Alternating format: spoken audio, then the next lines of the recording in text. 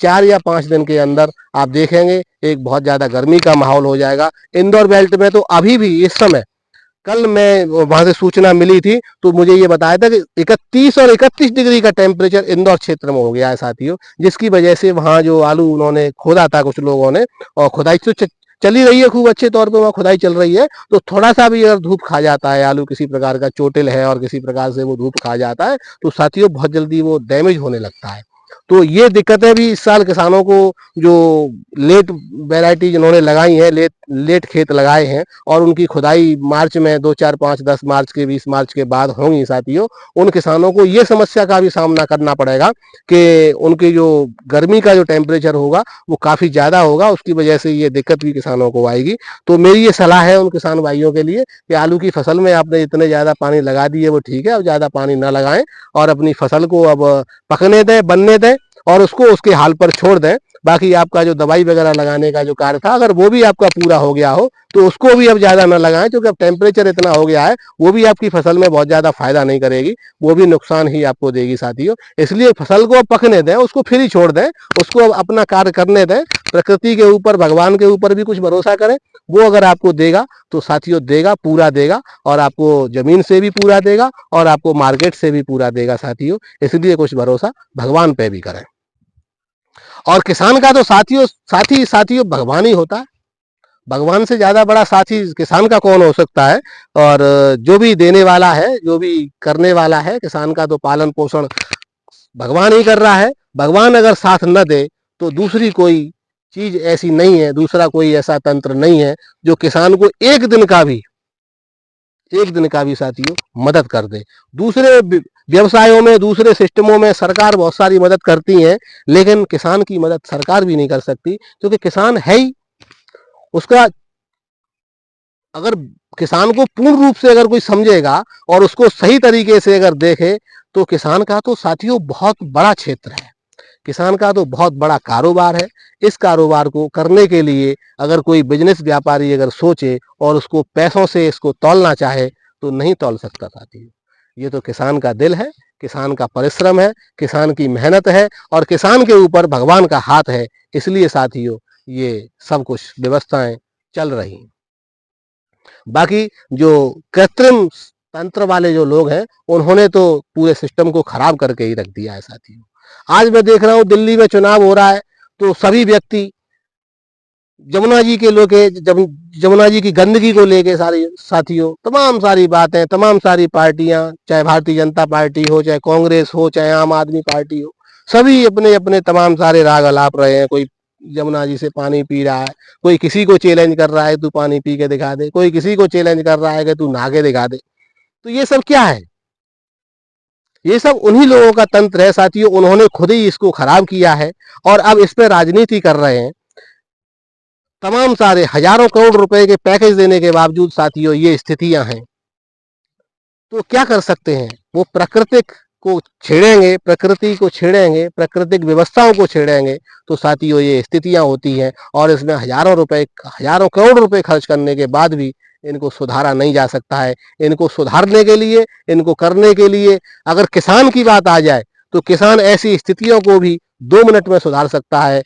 सिर्फ किसान के नजरिए से सोचने की जरूरत होती है, किसान के नजरिए से दिमाग लगाने की जरूरत होती है। अगर किसी किसान को ऐसी जगह पे भेज दिया जाए और उससे कह दिया जाए कि इसका क्या सोल्यूशन हो सकता है, तो 2 मिनट में कर देगा और हो भी जाएगा साथियों। लेकिन ये राजनीतिक रोटी सेकने वाले लोग हैं, ये नहीं चाहते कि किसान को किसी प्रकार का कोई लाभ मिले, किसान किसी प्रकार से किसी सिस्टम में मजबूत हो। और किसान, देखिए साथियों अब बात लंबी हो जाती है, वीडियो लंबा हो जाता है, मैं भी नहीं चाहता, लेकिन अब बात चली है तो मैं कहना चाहूंगा, ये जो जितने भी कृत्रिम संस्थाओं वाले लोग हैं, ये नहीं चाहते कि किसान मजबूत हो, ये नहीं चाहते कि किसान के हाथ मजबूत हों, ये नहीं चाहते कि किसान इतना मजबूत हो जाए कि उनके यहाँ जो काम करने वाले मजदूर हैं उनकी कमी हो जाए। ये नहीं चाहते कि उनको अपना नया व्यवसाय लगाने के लिए किसानों की जो जमीन है वो इतनी महंगी हो जाए कि उन्हें अपनी एक फैक्ट्री लगाने के लिए अरबों खरबों रुपए खर्च करने पड़े। ये नहीं चाहते कि किसान इतने मजबूत हो जाएं कि उन्हें अपने पैसे का इन्वेस्टमेंट करने के लिए, जमीन का एक 100 गज का टुकड़ा खरीदने के लिए उन्हें अपने सालों का बिजनेस का पैसा इकट्ठा किया हुआ खर्च हो जाए साथियों। ये नहीं चाहते कि किसान इतना मजबूत हो जाए कि जो आज शहरों में भीड़ दिख रही है, जिसकी वजह से उनके यहाँ जो 10-10 हजार रुपए में, 12-12 हजार रुपए में लेबर पैदा हो जाती है और वो अपने यहाँ भेड़ बकरियों की तरह उनको भर के और उनसे 8 के बजाय 12-12 घंटे तक काम कराते हैं और तब उनको जाके वो अपना एक कम से कम मामूली सा मेहनताना है उसको देने के लिए भी साथियों परेशान करते हैं। तो इसलिए ये लोगों की सोच है। किसान अगर मजबूत होगा तो देश का पूरा इकोसिस्टम बदल जाएगा साथियों। और जो लोग जो शासन सत्ता में बैठे हुए हैं, जो लोग उस सिस्टम के आसपास बैठे हुए हैं, जो लोग उस सिस्टम को चला रहे हैं, जिनके माध्यम से सिस्टम मजबूत और कमजोर होने के लिए चला आ रहा है, तो ये साथियों 60-70 सालों से यही प्रक्रिया अंग्रेजों की थी। अंग्रेज भी नहीं चाहते कि देश का जो किसान वर्ग है, क्योंकि इस देश में तो शुरू से किसानी रही है साथियों। हमारे आदिकाल का ये युग रहा है। हमारी जो जमीन है, ये जो जमीन है, ये साथियों फसल पैदा करने के लिए, जिसमें हमारे इंडिया की, पाकिस्तान की और आपके अफगानिस्तान और ये आपका बांग्लादेश, ये जो जमीन है, पुराना जो भारत है साथियों, इसकी जो जमीन है, ये सदा बहुत आदिकालों से, हजारों सालों से ये जमीन पैदावार के मामले में, फसलों की पैदावार के मामले में साथियों पूरे संसार में सबसे ज्यादा अव्वल दर्जे की जमीन है साथियों। इस प्रकार की जमीन पूरे संसार में कहीं नहीं है। इसीलिए हमारा देश हमेशा से सोने की चिड़िया रहा है साथियों।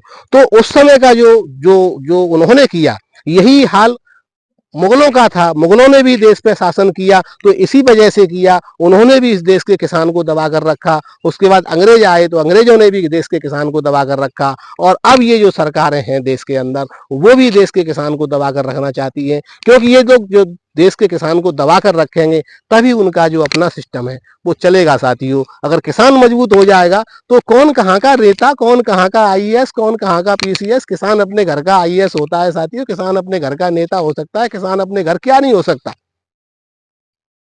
जब देश को खाने के लिए और पीने के लिए और सांस लेने के लिए जब किसान जिम्मेदार है, देश का प्रत्येक व्यक्ति, प्रत्येक जीव किसी देश में सांस लेने वाला हो, चाहे वो पानी पीने वाला हो, चाहे वो खाना खाने वाला हो, वो साथियों किसान पर डिपेंड है। एक छोटा सा एग्जाम्पल मैं आपको बता देता हूँ। एक सर्विस सेक्टर में आप चले जाते हैं, आज की डेट में तमाम कंपनियां सर्विस सेक्टर में काम कर रही हैं, जैसे ओला है, उबर है ना, अमेजॉन है, फ्लिपकार्ट है, इस प्रकार की कंपनियां हैं।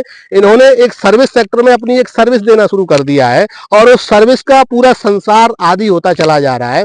और उस एक सर्विस सेक्टर ने उस एक कंपनी को खड़ा करने वाले व्यक्ति को, किसी कंपनी ने उस व्यक्ति को संसार का सबसे बड़ा व्यक्ति बना दिया, किसी ने संसार के दूसरे नंबर का बना दिया, किसी ने तीसरे नंबर का बना दिया। अब साथियों एक बात बताइए, इतना बड़ा सर्विस सेक्टर खेती का, जिसमें जो सर्विस का कोई सीमा ही नहीं है, कितनी बड़ी सर्विस दे रहा है, ये व्यक्ति तो क्या कर सकता है? ये तो संसार का सबसे बड़ा, क्या इससे बड़ा कोई व्यक्ति ही नहीं हो सकता। तो ये बहुत बड़ी सोचने वाली बात है। इसलिए किसान को दबाकर रखने के लिए ही सारे ये षड्यंत्र है। लेकिन अब किसान को बहुत बड़ी मात्रा में जागरूक होने की जरूरत है साथियों। आप जितने ज्यादा जागरूक हो जाएंगे, आप जितने ज्यादा एक्टिव हो जाएंगे, और मैं तो युवा पीढ़ी से कहना चाहूंगा, ठीक है वो जमाना निकल गया, हमारे बुजुर्ग किसान